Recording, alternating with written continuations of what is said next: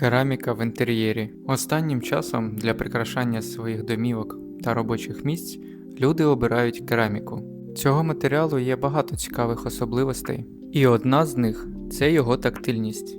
На відміну від скульптури з бронзи чи інших металів, кераміка це більш теплий матеріал, і вона не виглядає холодною. І це не картина, до якої зазвичай не доторкнешся. І ми зчитуємо цю тактильність візуально. Як би це дивно не звучало. Це сприйняття і створює атмосферу затишку, гармонійності та теплості простору. Кераміка в інтер'єрі вирішує одразу декілька задач. Якщо у вас не вистачає акценту, вона може стати яскравим акцентом.